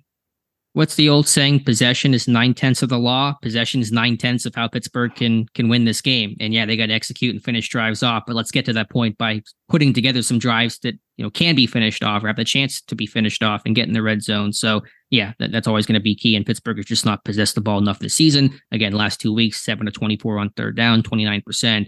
Those numbers are not winning football. I mean, it feels like if you come down and you drive the football the first couple of times, 2 out of 3 times, even if you come away with just 2 field goals, that feels like monumental at this point. Just get off to quicker starts. And it's something obviously we've been talking about with this offense for a long time. Pittsburgh first possession points in this economy. I mean, they've not done it once this year. They're one of 2 teams to not have a first possession point scoring, field goal or touchdown this year. The Jets are the other, and you don't want to be bedfellows with the Jets offense right now. So yeah, I mean, I would love a quicker start. I'm not expecting it. I'm hoping for it, but at least can you I'll take get a couple of first downs, just get a couple of first downs and flip the field and back that offense up, make them have some long fields. I mean, at this point, I know it's sad to say, but at this point, I'll take 2 first downs, a punt that puts them inside their 10. Right. I'll consider that a win on a first drive. I would as well. I'd consider a win doing that for most of the first half. Just, right.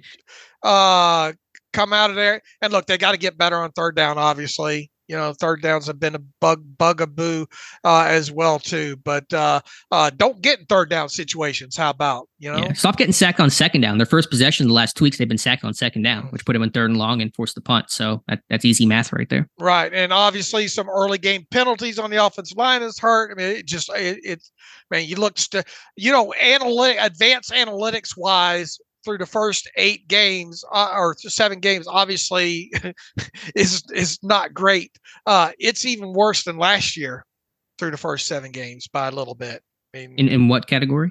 When you're talking about EPA, expected points and run success and play success percentage, all of it. All those key factors in the advanced analytics are on offense are worse 7 games in this year than it was 7 games last year. And we all remember that this team really didn't start getting any continuity or anything on offense until after the bye, which was what week 9 last year. Yeah, their 9th game they turned it around. Yeah, they were 2-5 at this point last year, and their offense is somehow worse this year, and yet they're 4-3. So go figure on that. But yeah, and just the other stat, just to kind of put a bow on the bad starts. In the first quarter of the season, Pittsburgh is averaging 2.2 yards per play. That's dead last in football. So I mean, just you just literally can't get worse than that. Right. Use the back some out of the back. Can you start leaking Washington out and try to get the ball in his hands a couple of times in this game? Because once again, I mean, the Titans know who the weapons are, and they're probably going to be more concentrating on not allowing Pickens and Deontay from running loose in the secondary. Sure, but yeah, maybe that's more of a Connor Heyward thing. Heyward's dominated the snap count. I mean, just to touch on this really briefly, I need to go through Tom Meade's charting a bit closer, but yeah, I know that Tomlin said Monday that Washington only played 10 snaps because of game circumstance. He didn't even play that game early. I mean, that game in the first quarter, it's Heyward starting. It's Rodney Williams getting the hat over him. It's not like it was late game situations where maybe you want your best receivers on the field, and that's the reason why Washington was not part of the opening script of that Jaguars game. So that's an interesting note, and we'll see if that continues on a short week overall. So any final thoughts here, Dave, with this Titans outlet here for them? On a short week, and look, and once again, I don't want to take away what Will Levis did against the Falcons, but I thought the Falcons really played poor on the defensive side of that football overall. When did they lose Grady Jarrett? I'm sorry to interrupt, but when did they lose Grady Jarrett? Was that in game that he went down? I don't remember specifically. Let me see if I can pull up, because he tore his ACL. He went down 4 plays into that game. Okay. So yeah, they lost one of their key guys there. But I'm with you. Atlanta did not play a great game. Right. I think catching. Look, Will Levis, coming into Acrisure Stadium is going to be. Look, I think the crowd can make a difference in this game too, with the snap counts and all like that as well too. So make communication tough on him. I got to see Will Levis do it again. Yeah, that's the question. And as I think we all acknowledge, he did not have to do too much. The numbers are impressive, and kudos to him. That's a tough spot to be in. He played well, but the Titans made that easy on him, right. And Hopkins made it easy on him, and the Falcons made it easy on him. And Pittsburgh, I think, can make it harder on Will Levis. Right. And once again, you can't take those shot plays out of the chart or the stat book, but you take those away. It was to me a pretty pedestrian, high percentage pass game for him. Plus, for Pittsburgh's benefit, you got some tape on this guy in a regular season game. The Falcons are going off a preseason, the bits and pieces there, and probably some Kentucky tape. Now you at least can see, okay, this is how their offense is game planned around Will Levis, as the starter. So that's going to help Pittsburgh to know what this offense will look like. Yeah, look, pressure them however you got to do it. Hopefully you don't have to send numbers doing it. But with the shape this off. This is a game that really sets up great for the Steelers front, I think. All right. Well, I think, are we time to make our picks? Are we kind of leaning into that? So I guess I'll start here overall and kind of been maybe hinting at that. I mean, I think Tennessee played a great game, but I think Pittsburgh, again, that having that full game to watch on Levis, I think he's going to come back down to earth a bit here. I don't know exactly what kind of game it'll be, but I don't think it'll be 4 touchdowns, kind of the really, crystal sparkling performance that it was. Can Pittsburgh run the ball? That's my biggest concern overall in this game. But I think the receivers are better than their corners. On a short week, at home, Tennessee having to travel, that's tough to do. Pittsburgh seems to do well in these primetime type of moments.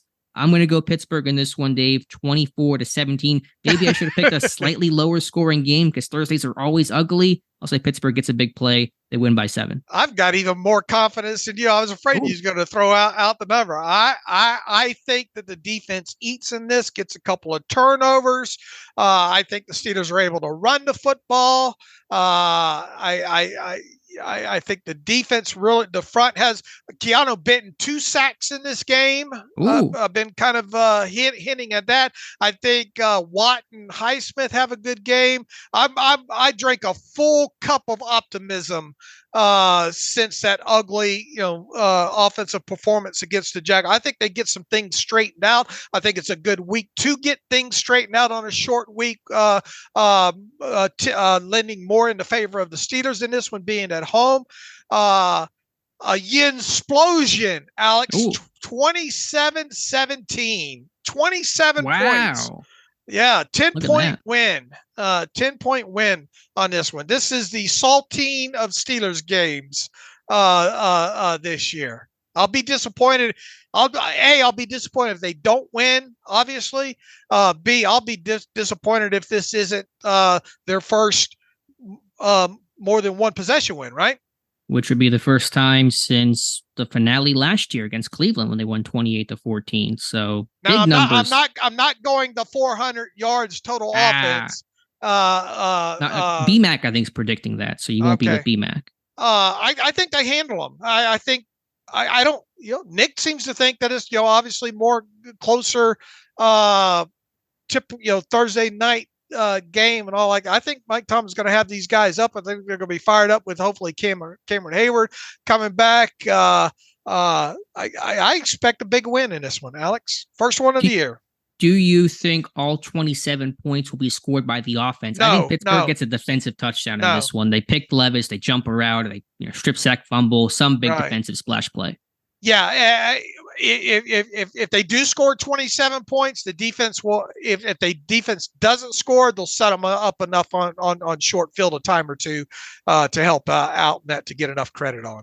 And that'll make Mike Tomlin very happy because those 3 takeaways, Dave, against Jacksonville, just not good enough. They didn't put the ball at the goal line for Pittsburgh's offense. Still look, you got to have this game, right? If you're Steelers, you got to have this game. I mean, I don't want to. So you're saying it's must win when you say you got to have this game? Is that what you're? I never saying? Like to say unless you're 2 and whatever. It's as must of a win game as a 4-3 team with the offense that the Steelers have can be. That's a lot of quantifiers there. Yeah, because you said they got to have this game, which tells me it's a must-win game. I think they got to have this because look, Nick made a great point as well too. The Titans think they're going to climb back up in this thing, and the Titans have some tiebreakers over some other AFC teams. It would be pretty detrimental if the Titans are going to kind of mediocre this thing out the rest of the way and put themselves in wild card talk moving forward as well too. For them to have head-to-head direct tiebreakers on, the Steelers could play into this later on in the season as well too. So I think just from a win-loss category, losing a head-to-head tiebreaker to the Titans could come into play later. So this is as close as a week 9, 4-3. I'm going to quantify. Oh my goodness, how specific is this stat getting? Yeah, but they got to have this game, Alex. Because look, you got another winnable one, I think, next week against the Packers, and then you've got 2 division games, which I think you'll be hard pressed to find any Steelers fan at this moment that thinks you're going to sweep Cleveland and Cincinnati back to back. Yeah, you got to at least split. Split is ideal. I think it's a very important game for Pittsburgh, and I don't mean to get into the semantics about must win versus got to have it. Yeah, I think it'd be a really big game to put Pittsburgh back on the right track, and you go into the kind of the mini bye week at Green Bay. Hopefully, you beat them, and if we're kind of getting over our skis here, but if you win these next 2 games, you're 6-3. If you split against the division, you're 7-4 for the stretch run. You're in a pretty good spot. So, this one obviously is going to help you out in a bunch of different ways if you can come out on top. Look, if they lose this game, they're going to lose it just like the Falcons did. I think in what sense? Big plays. Yeah, big plays and Henry, wearing you down at the end. Yeah, that's probably fair. So I'm with you there, but I think we both think that Pittsburgh can do enough to edge this one out. With that said, this will probably end up being one of those 13, 11 games or something like that. Al Michael's talking about scoregami. Yeah, how bad this game is, because the Thursday games, when was the last good Thursday game that you've seen? They don't happen too often for the Amazon crew. All right, Dave. I think we can get some reader emails and close out today's show. Did I drink too much optimism? I don't know. We'll find out. Let me sort this stuff out for you here real quick. We will start with Jefferson Brown. I went back and listened to a previous episode right before the season started, and there was a lot of excitement with this team possibly winning 11 or 12 games. I was a game more optimistic than Alex was, but I think we both kind of thought that this could be a 10 or 11 win team with maybe 12 on the high side here. He says, I'm not here to criticize. I was just wondering who is going to be held accountable on the Steelers team or front office for the performance of this team. Granted, we still have a little over half a season to go, but this offense is atrocious, firmly at the bottom of the league, almost every offensive statistical category. In the words of George Pickens, the Steelers seem to have a hope offense when they tried to rely on their defense to put the offense in position to score. From Paul Brown there. This offense better get better in a hurry here in the second half of this season. If not, I think you got to really look at every coach on that side of the football. And defensively, they've been able to keep the score down, which obviously that's a key to this. But you can't have Minkah, which right now we'd kill to have Minkah back out there and make 12 tackles, especially against the Jaguars and all like that. Too many. I think you talked about this, Alex. Too many explosive plays and all like that. But obviously, a lot of the onus is on the offense. I think you've got to look at every position coach when it comes to changes. Sure. I mean, Matt Canada is where it's going to start in terms of the obvious ones that, really can't see returning. Pat Meyer may not return, the offensive line coach. From there, it might be harder to guess, but there could be some shakeups there. But, you expect Mike Tomlin to be back, and, that's not going to change. Hey, I meant to ask you, Dave, did you make that prediction for Pittsburgh, assuming Kenny Pickett plays? And if Trubisky were to start, does that change your prediction, your confidence at all? Oh, yeah. Okay, so fair. you went all Kool-Aid man on me there, Dave. But no, yeah, I'm with you. I quote, apparently, I think I don't have the exact quote, but Jerry Dulac said a determination on Pickett's not been made yet, although that's kind of in line with Mike Tomlin had to say. But I think we're both expecting Kenny Pickett to play. And look, if Mitch plays, you got to have a come to Jesus moment with him ahead of the game. And your run game, say, guys, we got to run the ball like 45 times, like the Carolina game, because if Trubisky's having to do too much, it's going to be a long day. Tennessee has not taken the football away, as Nick said. They've been a really defense that's not gotten takeaways, so hopefully that works in Pittsburgh's favor. And the Steelers have gotten away with some turnover-worthy plays. Oh, yeah. There was one in that Jacksonville game, too. Wasn't there a drop pick six? I forget the whole circumstance. Yeah, the Deontay slipping early, right? Over there to the right side, and you're throwing it right to the DB that didn't make the play. Also, I just got to, I know we're getting off track, but they slipped so much, Pittsburgh did in that Jacksonville game. I told you. I know, but it's your home turf. It's a little bit of rain. I know, I told How are you you. Slipping that much? I mean, everybody's like Dan Moore and Trubisky and defensively Peterson. I told you. I know. Why can't they get cleats? Are they not aware of the location that they play in? I mean, this is the good weather. It's going to get worse from here, man. Look, I'd throw Deontay Johnson out of the talk because he's slipped ever since. Yeah, just DNA stuff. Other than putting him in 6-inch spikes, I don't know what that guy just slipping's in his DNA. Watt was slipping. Mm-hmm. Everybody was slipping in that game, both sides of the football. I don't understand it. It's your home turf. Look, and it's not like you didn't know rain was coming. They your tackles were on Not that they're not on roller skates a lot anyway, Right. but they were sliding. Maybe they need to fire the cleat guy or whoever, you know. Whitman guy, because Jacksonville seemed to be okay. I didn't see them slipping I around, know. and they're the road team there. So just There's a note. certain things, and obviously you got time to go fine or tooth comb with that, and you saw that as well too. There was a lot of slipping, and it's rare even for Watt to but he was, he couldn't keep his footing for it wasn't like it was 12, 14 plays, but it was enough where it was noticeable. It was early. I think maybe he changed cleats or something because like the first 3-4 rushes, he was, he couldn't keep his feet. So it just, not a good preparation from an equipment standpoint. What's the weather supposed to be like Thursday night? I didn't even think to check. I think cold. I don't know if there's snow still in the forecast. We got a coding today, says Thursday, looks like high of 49. By the time kickoff happens, 42, clear sky. So should be, typical November weather, but nothing. Crisp. Yeah, that's a good word for it. Crisp fall game. All right. The environment, Thursday night football, Acrisure is going to be ramped up as usual. It gonna be interesting to see how Levis handles all that and all. Yeah. Anyway, we got off the email there, so I'm sorry for that. All right, that's your fault. Yes. Russell writes in, love the podcast. I go to Steelers Depot for all my Steelers related news. Been following and listening to you guys for years. I think the biggest issue with the Steelers is the quality of talent, not the coaching.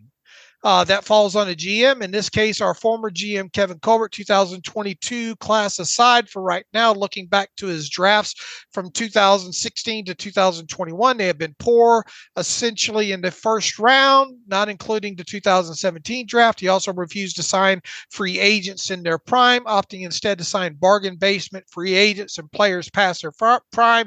I like what Omar Khan has done so far and believe in him, but it's going to take another offseason or two to flip this roster into a Super Bowl quality team.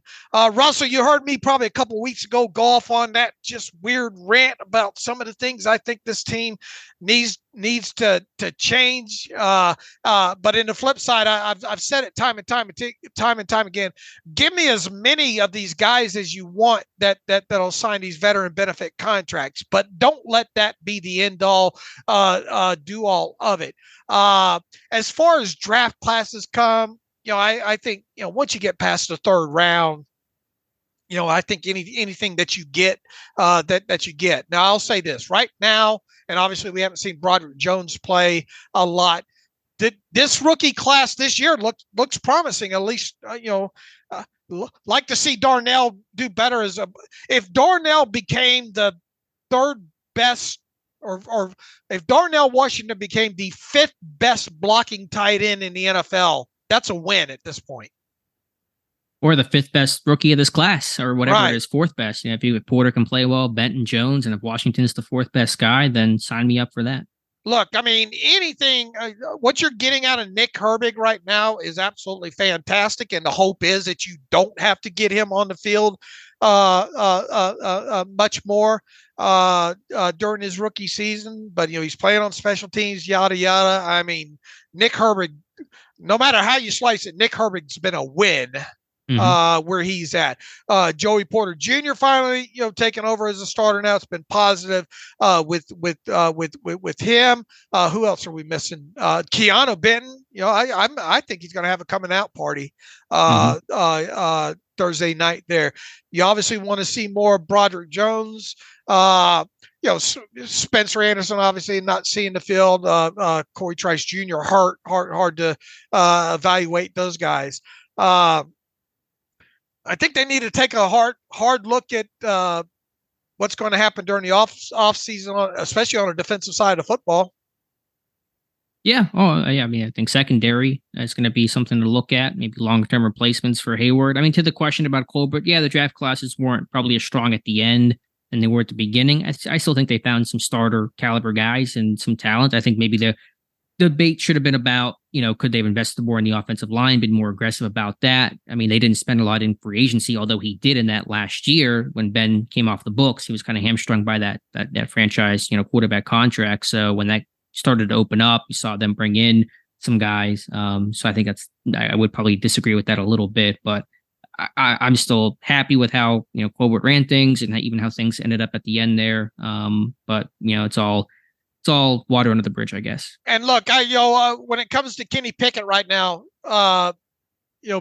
they're depending on who you talk to, think the time needs to end. That he's not going to. Let's assume that you're in the category of people that says Kenny Pickett's not going to be that guy. Okay, folks, okay. You're still going to be. You better get used to seeing them, because at least through next year, they're not going to do anything different at the quarterback position through next season, because they want to give him every opportunity before they have to make that 5th-year option decision on him after next season to find out if he can be that guy or not. So I understand that he's not where a lot of us probably thought he might be at this point, and maybe he's not going to be that guy. I get it, but you better get used to seeing him back there, for assuming he's healthy, for how many more games we got? 10 this year and 17, 27 more games. And they're going to sit there and say, okay, we're going to change coordinators. We'll see who the real problem was, Canada or Pickett. And they're going to run this thing back next year with a new OC and see how Pickett looks under that system. Although it goes to the point you made before of, if Pickett struggles in year 3, do they sit there and say, well, you had a new OC, new system, and you kind of kick that can down the road? But those are all off-season discussions to have. Look, he is piloting the plane, and either he's going to start being able to get more air with this thing, or they're going to let him just run it right into the ground. Yeah, I mean, it's going to be, he's got the keys this year. I mean, the only thing that you can point to is that Omar Khan did not draft Kenny Pickett. And to me, if there was ever one critique of Kevin Colbert of how this thing ended, I still think he should have stepped down after that 2022 season ended, as opposed to running the entire 2022 offseason and then turning the keys over to Omar in late May. I think that was the wrong decision. I think it's just not fair to any new GM, regardless of who it was, to come in and not get to work a full offseason. But again, that's all, in the past. I still think they were all on him, though. Do you think it changes if Omar and if I don't know. Kenny falls? I mean, they were going to take Kenny Pickett there. Probably, but I mean, I'd like Omar to be in that position. I don't know. Was Omar really consulted on that? They didn't have a GM. They hadn't gone through the interview process. So I don't think they were consulting Omar on who he wanted to be, who his top quarterback was. I think probably Pickett's still the guy, because I think, Art Rooney would want him and Tomlin would want him, and the comfort they had with him being a local guy. But not even just Pickett, but also just running the whole offseason. I just think in principle, that's how it should have been done. It was how it's done in Green Bay, done in Baltimore with Newsom to DaCosta. From Thompson to Gutekunst. So I just think that's the way it should have went down. Is that Omar's saving grace right now? I didn't draft him. It's not a bad card to play. Or could it be his card that he plays? I mean, I don't think it needs to be played, because I don't think he's going to get fired anytime soon. Publicly, we can argue that point. I don't think it really matters, because he's got some good job security. Right. And once again, you better get used to seeing Kenny Pickett out there. And yeah. Hopefully he can turn this. Look, he can make every throw. It's just a processing, and he's not making some of the throws that need to be there. And then also he's not getting help. I mean, it's not just Kenny Pickett that's wrong with this thing right now. For sure. I mean, all right. It's across. Is Najee here? You giving Najee a 5th year, picking up his 5th year option from where you sit right now? Probably not, but I'm glad there's still some more time to figure that thing out, but not looking good right now, Dave. All right, let me give these folks one more question here. Jeff Berg, it feels like once again we are stuck in a season that will yield no fruit. How can seemingly every team do things like throw short passes and get yardage, and also run the ball for more than 2 yards consistently? It's so bizarre, and even more bizarre that the top brass haven't changed anything. Other teams against us get their running backs full speed into the second level consistently. They also dump the ball to the tight ends and slot receivers and get first down after first down, and yet we never can. How long a leash does the staff players get? It's just the ugliest offense I've ever seen in my 50 years on the planet.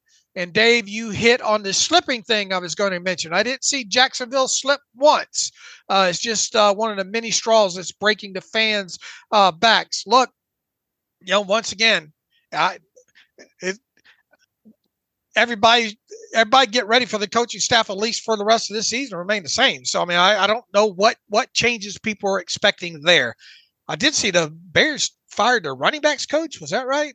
Yes, apparently for misconduct. So the Bears are having a heck of a time this year. 2 guys leaving for misconduct. All right. And also, from the 2022 class, Desmond Ridder has been officially benched. Taylor Heineke will get the start. So Ridder had played well, I thought, at some points, but struggling more, and he's now on the bench.